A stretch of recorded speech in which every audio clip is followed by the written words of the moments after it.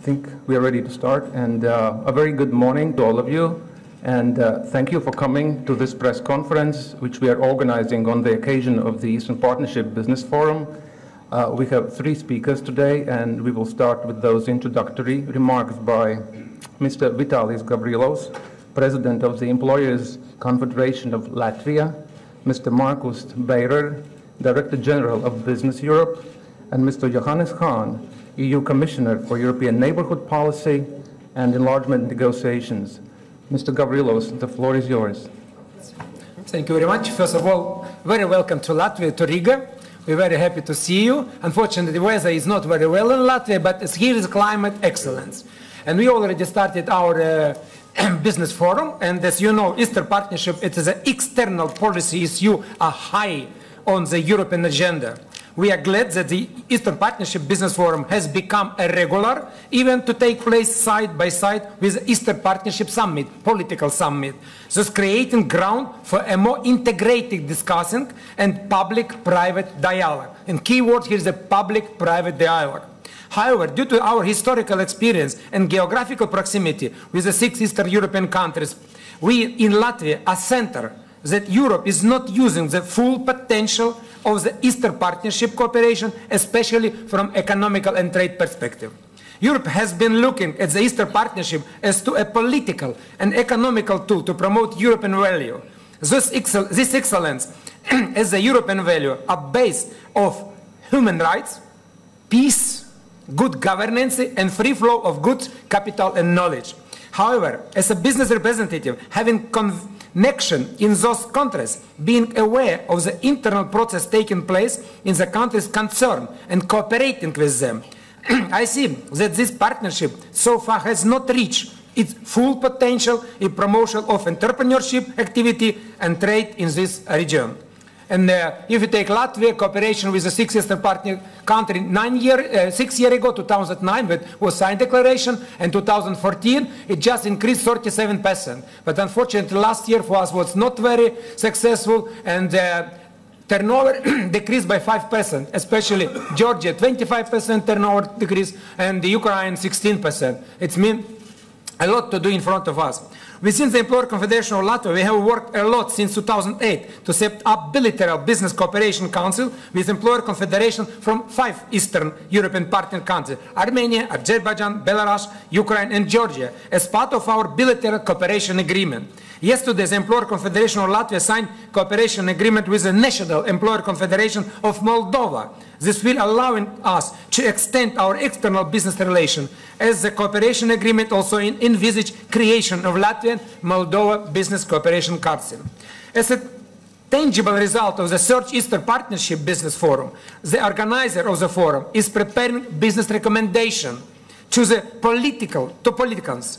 The recommendation would cover business proposal on how to, first, increase trade opportunity and improve business environment. Second, promote a transatlantic, transparent public-private dialogue and favorable business environment, strengthening the role of business organization to act within the region. Third, provide better access to finance for business development and secure predictable energy supplies, as well as to take full advantage of improvements in transport and digital sector to facilitate free trade and business relations between EU and its Eastern Partnership Council and beyond.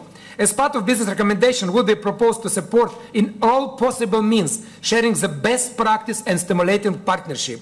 We would invite political leaders to give substantial support to creation and functioning of Eastern Partnership Business Cooperation Council to promote business network and new opportunity for business links between the EU and the 6 Eastern European partners countries, Armenia, Azerbaijan, Belarus, Georgia, Moldova, and Ukraine. Also in context of cooperation with the other country interested in this region.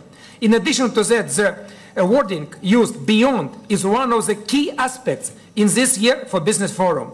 Talking about the Eastern Partnership countries, we often forget the bigger picture and scope of cooperation opportunity within the global trading system.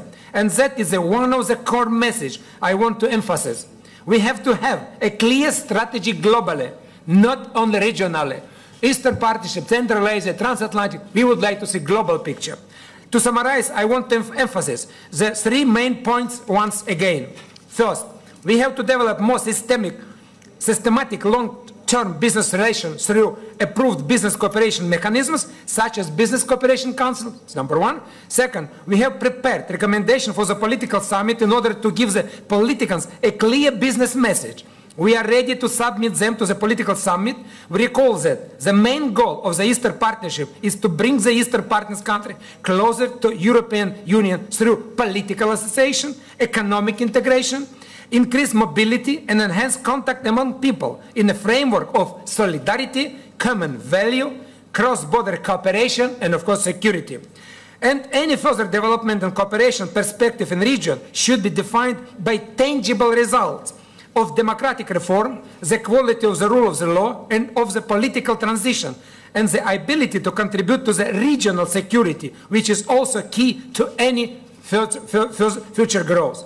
That certainly requires commitment from every country involved. And today we talk about this commitment and ownership. It's two key questions what you today also mentioned. That certainly require a commitment from every country involved. Therefore, we encourage to strengthen the capacity of the civil society and social partner organizations that can help in achieving this goal. And number three, we encourage to look to the Eastern Partnership as an open region with broad scope for cooperation opportunity for all of us. Thank you very much. Thank you, Mr. Gavrilovs. And I now give the floor to Mr. Beyrer. Thank you, Chairman. Ladies and gentlemen, well, thank you for joining us for this conference and this press conference. President Gavrilovs has said most of it, so let me focus on some points from the perspective of Business Europe. So first, I mean, this is the third venue we have of this style, and certainly, I mean, 2 years ago we had a difficult moment. This time, I think and like we said in the opening panel, we have to take stock what we have done so far and what we need to do next. And even so, some of us would have liked to be further at this state in time. I think we really have to acknowledge the value of this process, because it has deepened the level of communication between the European Union and the Eastern Partnership countries, and it has certainly also deepened the communication between the Eastern Partnership countries. So even so, there's still a lot to do. I think this should be very much acknowledged, and we think it's very important to do this. Business is key in this whole story, because if this partnership is going to flourish, I mean, it will work if trade relationships work, if investment works.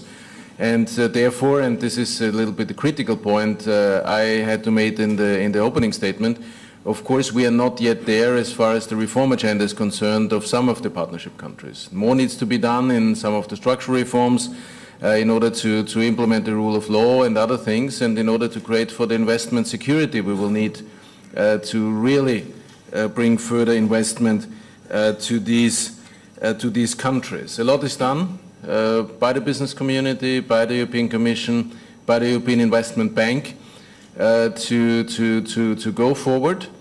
A lot more needs to be done and can be done. And as Vitālijs Gavrilovs already stressed, we think that more can be done in the dialogue between the business sector and the governments. And of course this is a process, and this is about capacity building, and this is something we need to build up. And also in the existing European Union, it's not working in the same way in all countries.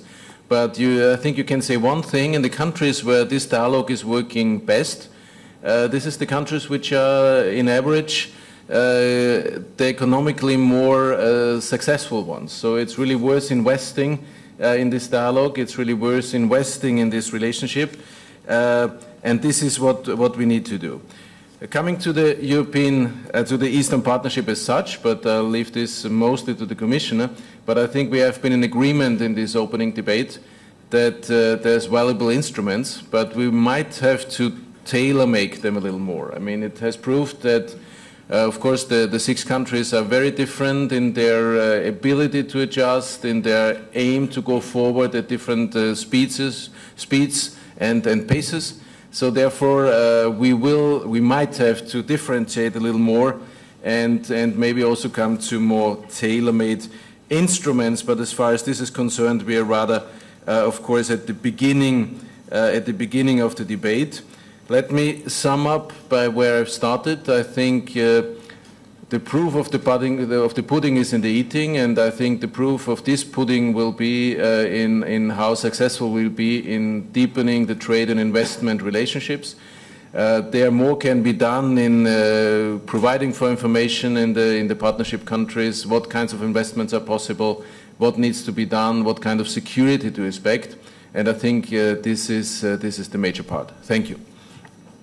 Thank you, Mr. Beyrer. And now, Commissioner Hahn, the floor is yours. Thank you very much, Mr. President, Mr. General Director. First of all, I would like to use the opportunity to thank in particular Business Europe and all the others, the Latvian presidency and the Employers Association for organizing this business forum. We have asked for in the margin of the Riga summit because indeed cooperation between business is the most, and to enhance business activities is the most or one of the most peaceful means which are possible. And this is all about having in mind the founding idea of the European Union. It's about strengthening economic ties, which avoids any armed conflict. And I would say the track record of the European Union proves this concept, and that we have been awarded with the Nobel Prize 3 years ago, I think is the best demonstration and proof about the intelligence and also the feasibility of this concept. That's why it's so important to strengthen this, and whatever we as European Commission can contribute, we would like to do, because businesses play a central role for the economic growth and job creation, and this is exactly what we need in our eastern neighborhood countries, may I say also in the south, by the way. It's not only something which is exclusively for the east. And I'm happy that the signature of the association agreements and the DCFTAs with Georgia, Moldova and Ukraine are not only important milestones to this effect, but indeed we can already see first very promising results. If you look into the most recent export figures of Georgia and Moldova, there are significant, even double-digit increase of exports to the European Union, of course from a modest point of departure, but anyhow it indicates the potential what is in these DCFTAs. And may I say these agreements are not only about liberalizing trade, but foremost about implementing reforms. These DCFTAs are, if you like, a gigantic fitness program for the countries themselves, so which helps them to approximate to European standards, and European standards, in particular in the technical sectors, are, if you like, standards which are applied worldwide.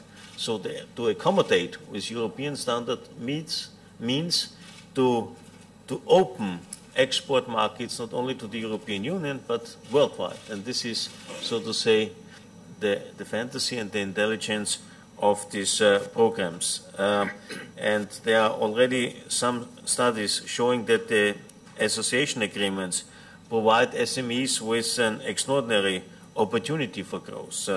Some cases demonstrate that the export can rise up to 40%, and the productivity improvement could be more than 90%, and also the increase of the turnover, and last but not least, the job creation. It could be, and these are the outcomes of the study, between 5 and additional 25% what concerns new jobs. But let me stress in this context that these agreements are not, once again, exclusive. There is no provision in those agreements that would prevent Georgia, Moldova and Ukraine to export products to other countries. I'm stressing this again because, if you like, this is also a very political message. But the focus of today and of this press conference is to emphasize the role of small and medium-sized enterprises. Having in mind, if I only take the figures within the European Union, we have nearly the same number of SMEs in the European Union than we have unemployed people, talking around more or less 23, 24 million SMEs and the same number of unemployed people. Having in mind that each of the existing SMEs would employ one of this one unemployed person, the problem of unemployment would be resolved. If you would leave it to the 500 biggest companies in Europe, it would mean that each of them had to hire around 50,000 people, which even in theory is not possible.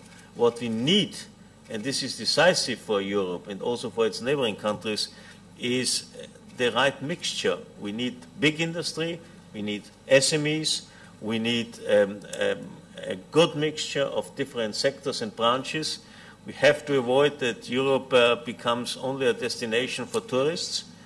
I'm fine, I'm coming from a country which heavily depends on tourism, but fortunately we are also strong in other areas. So what we need is a mixture, risk sharing. I think this is important to be well protected against any kind of crisis and things like that, and this is something we have to address. And in that respect, the strengthening of SMEs is so decisive and indeed has a very important role for the further integration of Europe, not only in economic terms, but also in political and therefore societal terms. To combat corruption is something else where strengthening of SMEs can play a very important role. So it's about cooperating across borders, which I would say is the slogan of the Business Forum and of the actions which have to follow up this conference. Because, as I said, at the end, we have to move from talking to doing, from intentions to results. It's about implementations in the business. But I know, coming from the business, I speak the language of business people, and business people like to see profit. And I'm saying this because this is not something bad.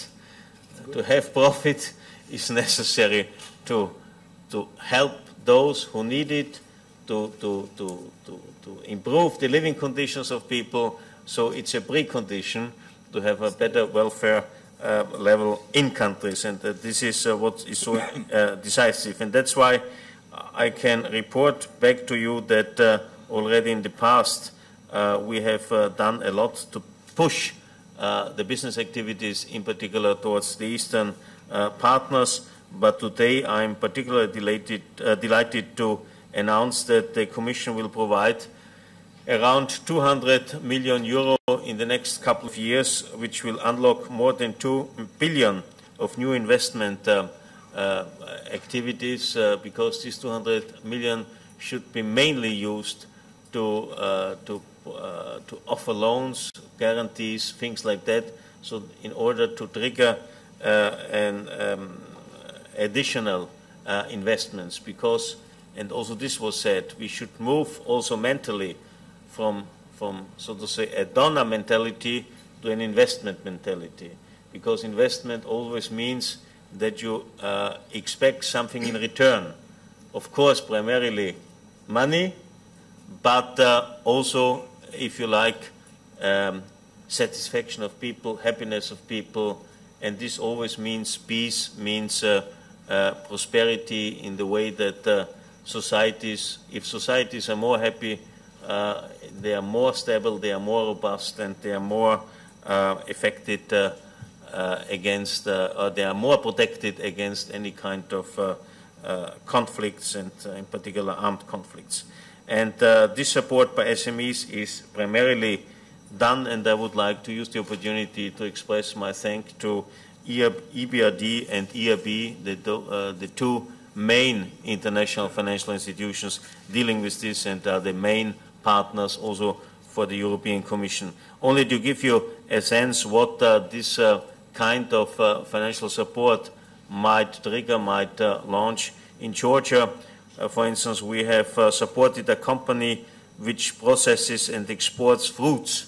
Food processing is one of the key areas in Georgia.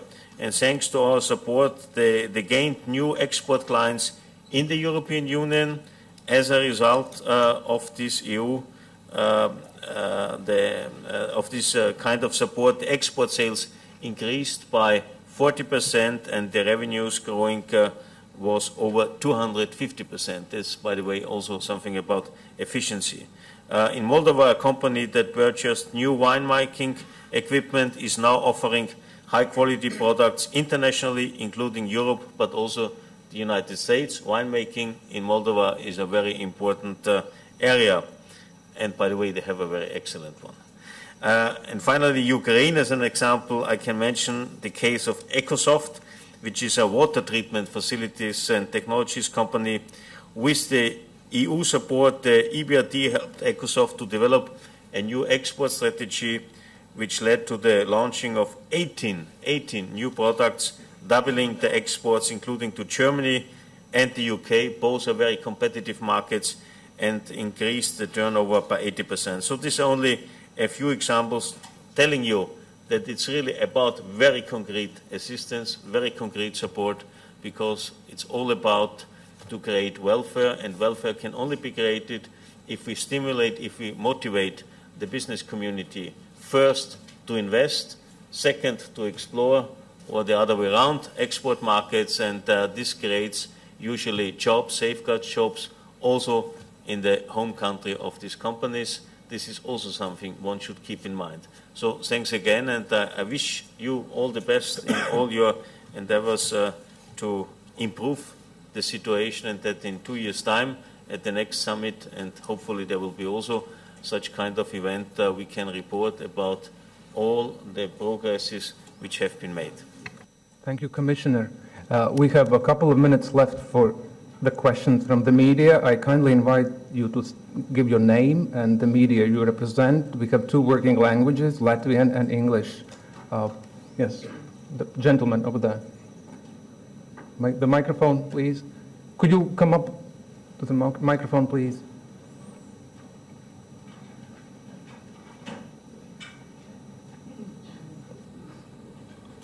Only English, yes. Hello, my name is Nikolai Pakhalnitsky. I'm from Moldova.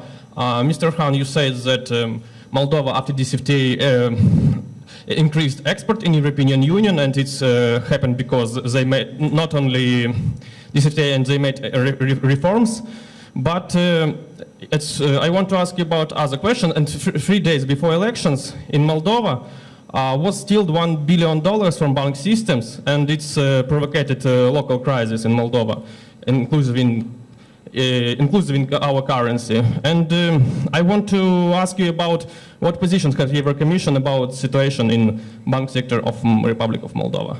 Thank you. About the banking system? Bank system, yes.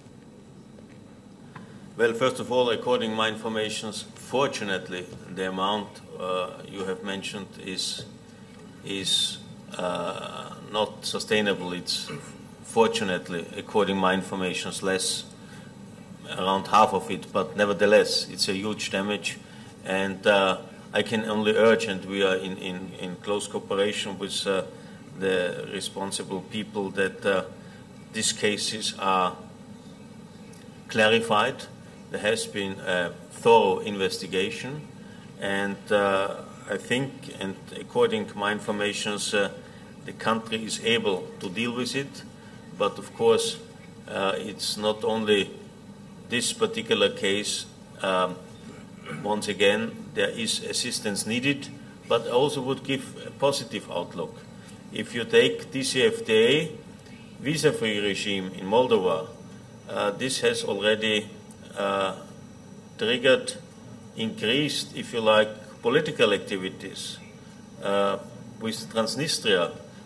In Transnistria, there is, as you know, a very strong industry, very strong economy, which is delivering products to the other, to Moldova, but also exporting to the European Union. So if you take the turnover in Moldova and the export to the European Union, it's nearly 70% of the overall turnover of Transnistrian industry is to the other part of Moldova and to Europe. And therefore, they have now started to explore how to overcome the current stalemate and to improve the situation in their common interest. And this is one very concrete example how political decisions are influencing and stimulating economic activities, and these economic activities again have an influence of the political land map. Thank you. And then the final question over there. Yes, the lady. Hello, Katie Bojgua from Georgian TV company Medi. Yesterday, the European parliamentarians, 95 of them, issued a statement where they urge the European Union and the head of the states to give positive signals for Georgia, Ukraine and Moldova about European aspiration and about set the time frame about visa liberalization. So what will be the answer and what should Georgia and Ukraine and Moldova expect from Riga summit on this? Well, I think it's about expectations, but also about things which have to be delivered. Once again, partnership is not a one-way road. It's a two-way lane, or hopefully a two-way highway. And we are pretty clear about the, I would say, few outstanding conditions which have to be met by Georgia and Ukraine in order to get a final positive report about a future visa-free regime. This is feasible. This is even feasible by the end of the year to get the positive report. Afterwards, of course, we need the decision and the discussion and decision in the Council. And the same applies for the general European aspiration. I think the statement of President Poroshenko from Ukraine a couple of months ago about his vision for his country to have a future membership, but a lot of reforms are needed, and he was talking about 40 to 60, which are necessary not only to be, so to say, approved legally, but also to be implemented. In order to submit a membership application which is taken seriously, this is the way ahead. And he was talking about 2020, and I think we should now focus on the next immediate steps, and this is the implementation, the use of the now signed association agreements and DCFTAs. So it's about a process, about development, about a gradual approximation to Europe, and then we can discuss about the future steps. Thank you. We have no more time for... Substance of the issue, because we were invited to talk about investment and no question about investment. Okay, one very short question. We have another session starting, please. Yes. Could you disclose the way how this money would be operated? How do you divide this money between three partners, Ukraine, Moldova, Georgia? Are there any shapes? And how do this money unlock this large amount of 2 billion or maybe 3 billion, as we were told earlier? So the process, First of all, I'm cautious what the leverage concerns. That's why I'm talking only about 2 million, and I'm not overestimating 2 billions. I'm not overestimating the potentials, as we are talking about certain markets, and therefore you have to have in mind what are the possible leverages. Again, the huge majority, more than 90% of the money, will be used to guarantee loans and things like that, so to facilitate the provision of loans and guarantees and other financial instruments to the SMEs via primarily our main partners for such efforts, and this is the European Investment Bank and the European Bank for Reconstruction and Development, EBRD. And those are our main partners. About a concrete distributions to the individual countries, I cannot make any specific announcements today, because it's also, if you like, merit-based. It's not that we say you get this amount and if you use it or not. No, it's about very concrete projects, and certainly there's also a kind of competition between the countries, and probably also, first of all, between some financial institutions. But important is the money is there, will be there, but it depends on the quality of the projects which are chosen and which can be, and how to use the money. So it's not that a certain percentage, so to say, is front-loaded to the individual countries. No, it's the opposite. It's competition, and this is already a first, so to say, sign how we see economic development also in these countries. Thank you very much. We need to finish. This concludes this press conference. Thank you.